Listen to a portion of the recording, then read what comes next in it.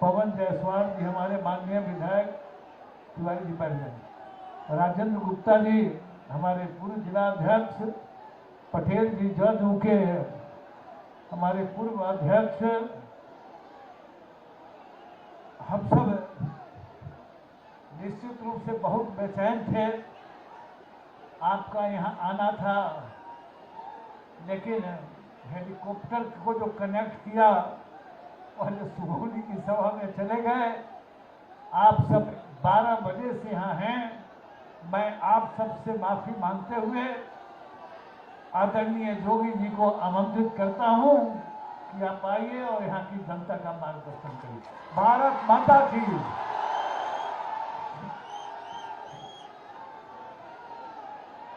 भारत माता की।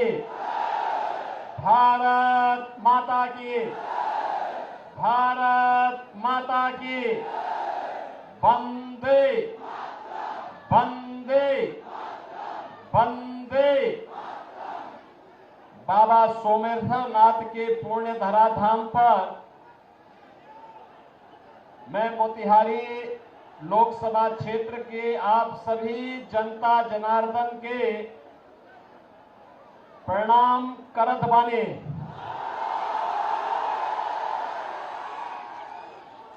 सदा नीरा नारायणी का आशीर्वाद आज सब पर बनल रहे। सत्याग्रह के संघर्ष भूमि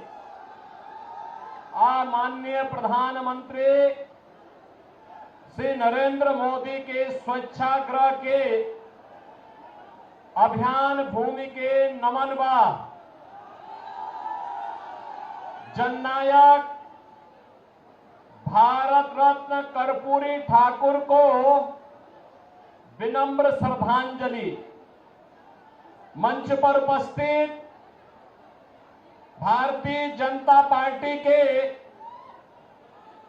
लोकप्रिय सांसद और फिर से लोकसभा क्षेत्र के प्रत्याशी पूर्व केंद्रीय मंत्री राष्ट्रीय उपाध्यक्ष श्री राधा मोहन सिंह जी, बिहार सरकार के मंत्री श्री कृष्ण नंदन पासवान जी, माननीय विधायकगण श्री सुनील मणि तिवारी जी, पवन जायसवाल जी, लोजपा के अध्यक्ष श्री राजू तिवारी जी, विधान पार्षद श्री महेश्वर सिंह जी, विधायक श्रीमती शालिनी मिश्रा जी, भाजपा के नेता श्री शंभू शाह जी, राजेंद्र गुप्ता जी, रतन पटेल जी, अनिल राय जी और भारी संख्या में उपस्थित लोकसभा क्षेत्र मोतिहारी के मेरे सभी उपस्थित बहनों और भाइयों,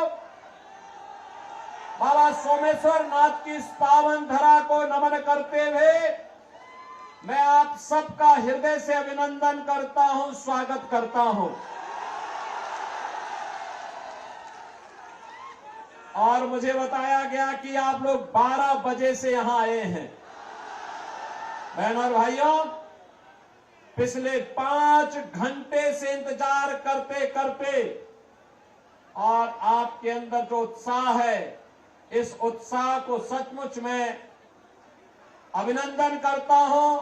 इसके लिए मैं आपका हृदय से आभार व्यक्त करता हूं और इसके लिए मैं राधा मोहन बाबू को कहूंगा कि चुनाव के बाद इन लोगों को अयोध्या धाम का दर्शन जरूर कराना। मैं इनका स्वागत करूंगा।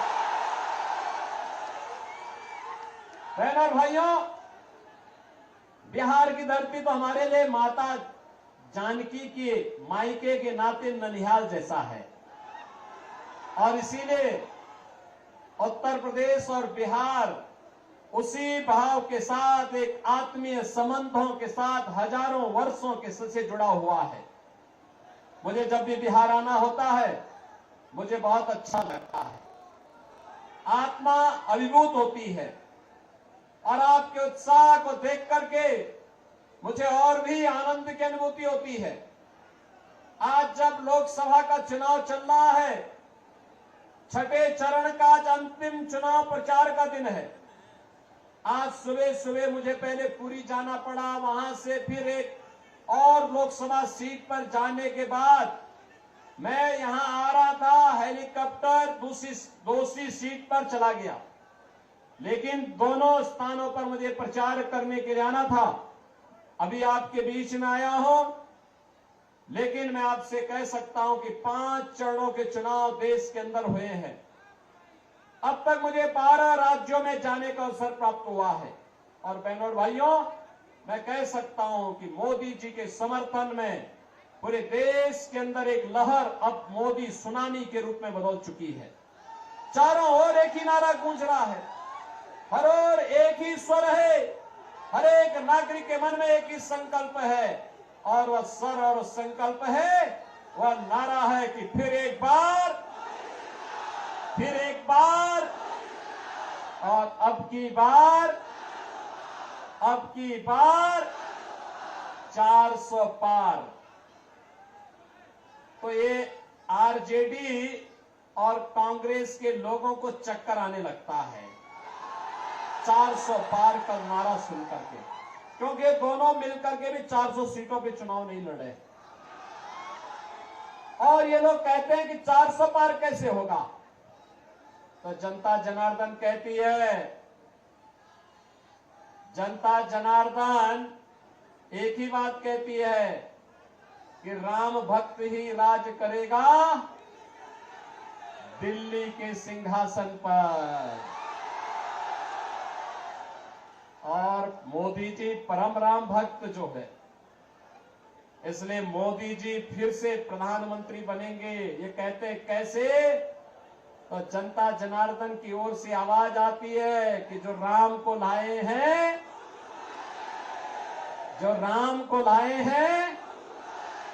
बहनों और भाइयों, मुझे एक बात बताइए, क्या ये कांग्रेस और आरजेडी के लोग अयोध्या धाम में मंदिर का निर्माण करा पाते क्या?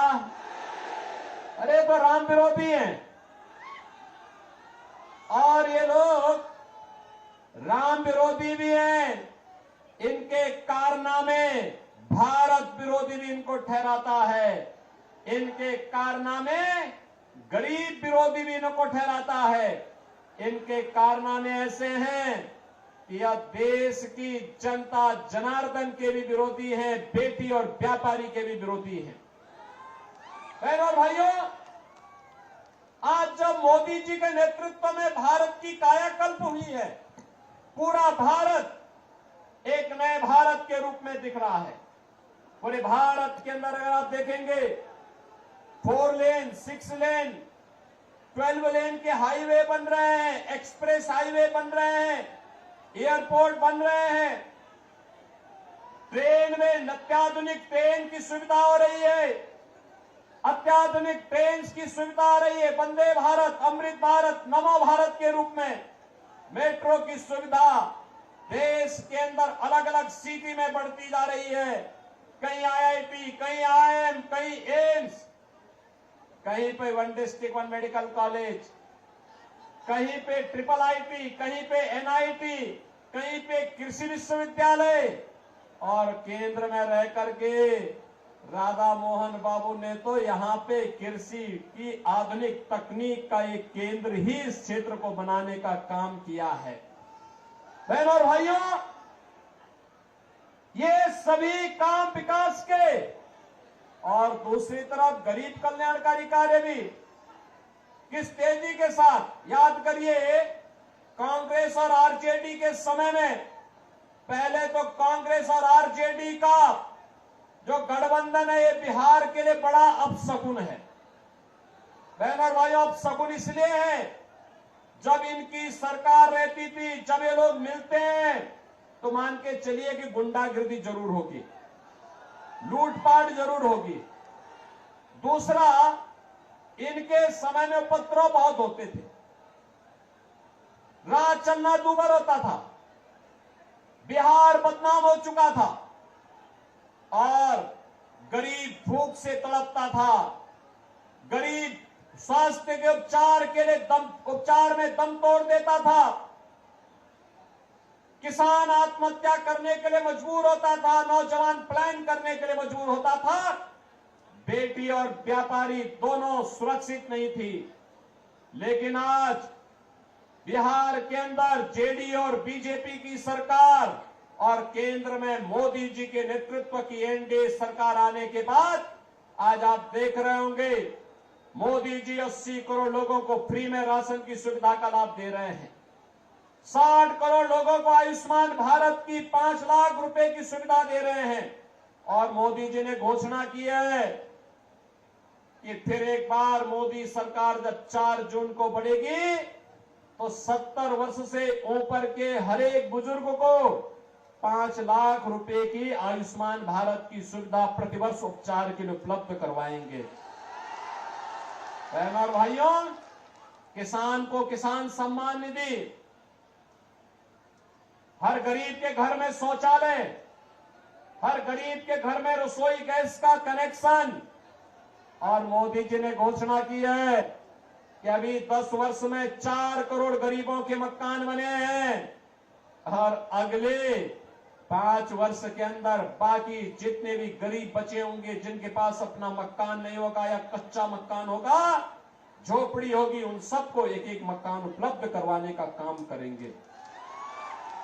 बहनों भाइयों, एक तरफ विकास और दूसरी तरफ अयोध्या में रामलला का मंदिर। याद करिए, जब अयोध्या में राम मंदिर का आंदोलन चल रहा था, ये जितने बुजुर्ग लोग हैं, अधेड़ उम्र के लोग हैं, ये उस समय जवान हुआ करते थे, तब नारा लगाया करते थे कि रामलला हम आएंगे, मंदिर वहीं बनाएंगे, रामलला हम आएंगे। बहनों और भाइयों, आप याद करिए, आज से 25 साल 30 साल पहले ये नारे लगते थे, ये नारे गूंजते थे, हर एक ओर गूंजते थे। तब कांग्रेस के लोग, आरजेडी के लोग कहते कभी नहीं पूरा कर पाएंगे, हंसते थे हम लोगों पे। आखिर आज अयोध्या में तो राम मंदिर बन गया ना, कोई संदेह है क्या? अयोध्या में राम मंदिर में कोई संदेह है क्या? अब तो बन गया है ना। कितने लोग आप में से अयोध्या गए इधर? 22 जनवरी के बाद कितने लोग गए हैं? मैं राधा मोहन बाबू से कहूंगा, इन लोगों को चुनाव के बाद एक बार अयोध्या अंदर दर्शन कराने के लिए अयोध्या धाम लेकर के आ जाएंगे। आज आप अयोध्या जाएंगे, आपको नई अयोध्या नजर आएगी, ऐसी अयोध्या नजर आएगी, लगता है साक्षात भगवान राम प्रकट होकर के अपनी कृपा बरसा रहे हो। और बहनों और भाइयों, ये तब संभव हो पाया है जब भारतीय जनता पार्टी की सरकार मोदी जी के नेतृत्व में काम कर रही है। और इसीलिए बहनों और भाइयों, विरासत का भी सम्मान है और विकास के कार्य भी है, गरीब कल्याण भी है। तो साथ साथ अब तो पहले कांग्रेस और आरजेडी की सरकार के समय आतंकी वारदात होती थी, बड़ी बड़ी घटनाएं घटित होती थी, और आतंकवाद के मुद्दे को लेकर के जब हम लोग संसद में इस मुद्दे को उठाते थे तो उस समय लोग क्या बोलते थे? कहते थे आतंकवादी तो सीमा पार के हैं। और आज मोदी जी के नेतृत्व में आतंकवाद का सफाया हो गया है।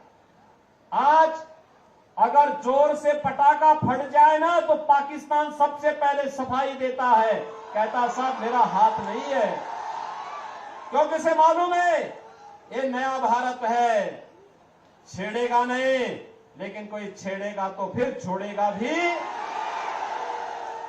इसीलिए आज पाकिस्तान अपने को बचाव की मुद्रा में रखता है, लेकिन ये कांग्रेस और आरजेडी के लोग हैं, ये मानने वाले नहीं हैं।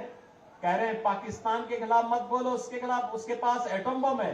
हमने कहा पाकिस्तान से बड़ा एटम बम हमारे पास है, चिंता मत करो। अरे कंगाल पाकिस्तान क्या भारत को धमकी देगा? भारत 80 करोड़ लोगों को फ्री में राशन दे रहा है और पाकिस्तान में कुल 23 करोड़ की आबादी भूखों मर रही है। और मैं तो कहूंगा जो पाकिस्तान का राग अलापते हैं वे कृपया पाकिस्तान चले जाएं, भारत पे बोझा मत बने, जाएं वहां पे, भीख मांगना पड़ेगा, कोई भीख भी नहीं देगा वहां पे। बहनों और भाइयों, मैं आज आपके पास केवल 2 मुद्दों पर चर्चा करने के लिए आया हूं। एक और मोदी जी के नेतृत्व में आत्मनिर्भर और विकसित भारत की बात हो रही है, और दूसरी तरफ कांग्रेस और आरजेडी की जो सरकार, जो लोग गठबंधन के लोग, इनका जो गठबंधन है, इंडी गठबंधन, इनके लोग सरकार बनाने के लिए भी जनता के बीच में अपने मैनिफेस्टो को लेकर के आए हैं। अगर आप उनके मैनिफेस्टो को देखेंगे, आपको लगेगा कि मैनिफेस्टो मुस्लिम लीग की कारस्तानी लगती है। लगता ही नहीं कि कांग्रेस जैसे देश के सबसे पुराने राजनीतिक दल का यह मैनिफेस्टो होगा। बहनों और भाइयों, वे क्या कहते हैं? लालू जी ने तो कह ही दिया। क्या कह दिया? उन्होंने कहा बहनों और भाइयों कि ओबीसी का सभी आरक्षण मुसलमानों को दे देंगे। क्या आप इसको स्वीकार करेंगे? क्या इसको स्वीकार करेंगे क्या? और कांग्रेस का मैनिफेस्टो भी यही कहता है कि सत्ता में आएंगे, एससी, एसटी और ओबीसी का आरक्षण मुसलमानों को देंगे। और ये कांग्रेस पहले कर भी चुकी है। याद करिए, राधा मोहन बाबू तो सांसद थे उस समय केंद्र में, मैं भी सांसद था, और यूपीए की सरकार थी।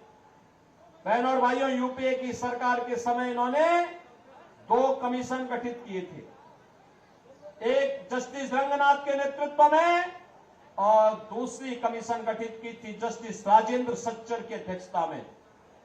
एक ने कहा था कि ओबीसी का 6% आरक्षण मुसलमानों को दे देना चाहिए। भारतीय जनता पार्टी ने विरोध किया था, कहा था कि बाबा साहब भीमराव अंबेडकर ने कहा है कि आरक्षण धर्म के आधार पर नहीं हो सकता और मुसलमान आरक्षण पाने का अधिकारी नहीं है। और सच्चर कमेटी ने कहा था कि मुसलमानों की कुछ जातियों को अनुसूचित जाति में शामिल कर देंगे तो उसको भी आरक्षण मिल जाएगा। भारतीय जनता पार्टी ने विरोध किया था, कहा था कि ये प्रस्ताव ही दलित विरोधी है। बहनों और भाइयों, आज मैं आया हूं आपसे कहने के लिए, एक तरफ आपके आरक्षण पर सेंध लगाने की तैयारी आरजेडी और कांग्रेस कर चुकी है, लेकिन भारतीय जनता पार्टी इनके मंसूबों को पूरा नहीं होने देगी। और दूसरी तरफ इनका जो मैनिफेस्टो है वह कुछ अन्य खतरनाक बातें करता है। खतरनाक बात, एक कहते हैं हम विरासत टैक्स लगाएंगे। विरासत टैक्स का मतलब आप जानते हैं बहनों भाइयों? विरासत टैक्स का मतलब आपके पूर्वजों ने, आपके बाप दादों ने जो संपत्ति अर्जित की होगी, खेत लिया होगा, मकान लिया होगा, मकान बनाया होगा, बैंक में कुछ पैसा जमा किया होगा, कुछ जेवर लिया होगा, इसका ये लोग सर्वे करवाएंगे। और कांग्रेस और आरजेडी के लोग सर्वे करा करके फिर इसमें से आधा ले लेंगे। आप बताओ, आपके खून पसीना आपके बाप दादों का, आपके पूर्वजों का, और क्या आप इनमें इनको लूट मचाने की छूट देंगे क्या? और किस रूप में खतरनाक मंशा है? अगर आपके 2 कमरे का घर है, एक कमरा आपके लिए रखेंगे, दूसरे को कहेंगे भाई तो खाली करना पड़ेगा विरासत टैक्स के नाम पर, और विरासत टैक्स के नाम पर उसको खाली करवा करके किसी पाकिस्तानी, किसी बांग्लादेशी और किसी अफगानिस्तानी मुसलमान को दे देंगे। अरे क्या करने जा रहे हैं ये लोग? यानी विरासत टैक्स, ये औरंगजेब की आत्मा घुस गई है इनके अंदर, औरंगजेब की आत्मा।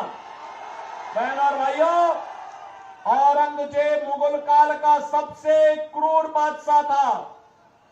मुसलमान भी अपने पुत्र का नाम औरंगजेब नहीं रखता, क्योंकि औरंगजेब ने सबसे पहले अपने भाई की हत्या की, फिर अपने बाप को कैद करके एक एक बूंद पानी के लिए तरसाया था। अगर औरंगजेब की कारस्तानी देखनी है तो पटना की खुदाबख्त लाइब्रेरी में जाकर के पढ़िए। वहां पर इसका बाप शाहजहां, जिसने आगरा का ताजमहल बनाया था, शाहजहां कहता है कि किसी को औरंगजेब जैसा पुत्र न पैदा हो, क्योंकि इसने मुझे जीते जी एक एक बूंद पानी के लिए तरसाया है। वो कहता है इससे अच्छा तो हिंदू है, अपने बड़े बुजुर्गों का सम्मान करता है और मरने के बाद उन्हें श्राद्ध और पितरों को तर्पण देकर के उनकी तृप्ति करता है। बहन और भाइयों, औरंगजेब ने हिंदुओं पर एक टैक्स लगाया था, उसका नाम था जजिया कर। क्या नाम था? जजिया कर। और जजिया कर क्या था? हिंदू या तो जजिया कर दे और नहीं तो मुसलमान बने। और आज कांग्रेस भी विरासत टैक्स ये जजिया कर ही है इनका। क्या आप ये जजिया कर कांग्रेस और आरजेडी का लगाने देंगे क्या? लगाने देंगे क्या? तीसरा, इनके द्वारा कहा जा रहा है कि हम आएंगे तो पर्सनल लॉ लागू करेंगे। पर्सनल लॉ का मतलब जानते हैं आप? पर्सनल लॉ का मतलब तालिबानी शासन को फिर से लाना। बेटी स्कूल नहीं जा पाएगी, महिलाएं बाजार नहीं जा पाएंगी, बुर्के से बाहर नहीं निकल पाएंगे। कहां ले जाना चाहती है कांग्रेस और आरजेडी? बिहार को और देश को। और चौथी खतरनाक बात कहते हैं, अल्पसंख्यकों को खान पान की स्वतंत्रता देंगे। खान पान की स्वतंत्रता का मतलब उनकी रुचि का खान पान। अरे जो बहुसंख्यक खाता है वो अल्पसंख्यक भी खाता है, कोई भेद तो है नहीं। एक मुद्दे पे भेद होता है, जब कोई मुसलमान गौ कसी करता है, गौ हत्या करता है, हिंदू उग्र होकर के सामने आ जाता है, कहता है जन्म जन्म का नाता है, गाय हमारी माता है, कहता है ना। और ये कहते हैं कि हम उनको अब गौ कसी करने की छूट देंगे। क्या आप देंगे क्या कांग्रेस को वोट? अरे राम जन्मभूमि का मंदिर बना के जो पुण्य अर्जित किया है, वह कांग्रेस और आरजेडी को वोट देकर के पाप में मत बदलना। बहनों और भाइयों, मैं यही कहने के लिए आज आपके पास आया हूं। इसीलिए मैं आज आपके पास आया हूं कहने के लिए, राधा मोहन बाबू जैसा सीधा सरल, राधा मोहन बाबू जैसा सीधा सरल लेकिन आपकी जनता के लिए समर्पित व्यक्ति जिस भाव के साथ कार्य कर रहा है, वैसा राजनेता मिलना अत्यंत दुर्लभ है, दुर्लभ। और इसलिए बहनों और भाइयों, जनता की अदालत में हम लोग आए हैं आपसे कहने के लिए, एक ही बात कहने के लिए आए हैं कि हमें राम विरोधियों को भी नहीं आने देना है, हमें जजिया कर लगाने वालों को भी नहीं आने देना है, हमें वीआईपी कल्चर वालों को भी नहीं टिकने देना है। समझ लेना। अब मुझे बताओ, रोज रोज तो सौदेबाजी करते हैं, सौदेबाजी करते हैं, रोज पलटी मारेंगे, सौदेबाजी करेंगे, क्या आप इनको आने देंगे क्या? और फिर गौ कसी को प्रोत्साहित करने वालों को क्या आप आने देंगे क्या? मैं तो आपसे यही कहने के लिए आया हूं कि राधा मोहन बाबू तो लंबे समय से सांसद के रूप में यहां की जनता जनार्दन की सेवा करते हैं। मैं देखता हूं, अगर दिल्ली रहेंगे, शाम को ट्रेन में बैठेंगे, सुबह फिर दिन भर यहां की जनता की सेवा करके फिर शाम को यहां से गोरखपुर या पटना जाकर के वहां से प्लेन से फिर दिल्ली अगले दिन संसद की बैठक में भाग लेके फिर वापस अपने क्षेत्र में आते हैं, दिन भर सेवा करते हैं। बहनों और भाइयों, ऐसा जनप्रतिनिधि मिलना बहुत दुर्लभ होता है। और इसीलिए आपसे मैं यही अपील करने के लिए आया हूं, राधा मोहन बाबू को चुनाव जिता के भेजेंगे। 400 पार में ये सीट भी होनी चाहिए, होगी ना? 400 पार तभी होगा जब राधा मोहन बाबू भारी बहुमत से विजयी बनकर जाएंगे। रिकॉर्ड वोट से रिकॉर्ड बनना चाहिए। बनाएंगे रिकॉर्ड? बनाएंगे, बनाएंगे। लेकिन इसके लिए आपको एक काम करना होगा, करेंगे? मोदी जी का संदेशा है, कल एक दिन का समय आपके पास होगा। आप में से इस संदेशे को घर घर कौन कितने लोग पहुंचाएंगे? थोड़ा हाथ खड़ा करके मुझे बताओ। उधर उधर हेलीपैड की तरफ भी काफी बड़ी संख्या में लोग खड़े हैं, इधर भी खड़े हैं, सड़क की तरफ भी खड़े हैं। कितने लोग थे? दोनों हाथ ला के मुझे आश्वस्त करो, दोनों हाथ ला करके, दोनों हाथ ला करके खड़ो, हाथ खड़े करके मुझे बताओ पहले कितने लोग हैं जो मेरे संकल्प को घर घर पहुंचाएगा? आप पहुंचाने के लिए तैयार हैं? तो संकल्प होगा कि कल आप में से हर व्यक्ति को 15 घरों में जनसंपर्क करने के लिए जाना है और कमल खिलाने के लिए उनसे अपील करनी है। बोलेंगे ना? क्या बोलेंगे? नौजवानों के भविष्य के लिए, किसानों की खुशहाली के लिए, बेटी और व्यापारी की सुरक्षा के लिए, आत्मनिर्भर भारत बनाने के लिए और विकसित भारत की संकल्पना को पूरा करने के लिए हमें कमल खिलाना है। सबको बोलेंगे? बोलेंगे? और जनता को संकल्प दिलाना है, जो राम को लाए हैं, बोलेंगे ना? और परसों उन सभी लोगों को मतदान कराना है। कराएंगे? कराएंगे? मैं मतदान का प्रतिशत देखूंगा मोतिहारी में। सहमत है ना? सभी लोग सहमत हैं? तो फिर मेरे साथ बोलेंगे, भारत माता की, भारत माता की, भारत माता की जय श्री राम, जय जय श्री राम।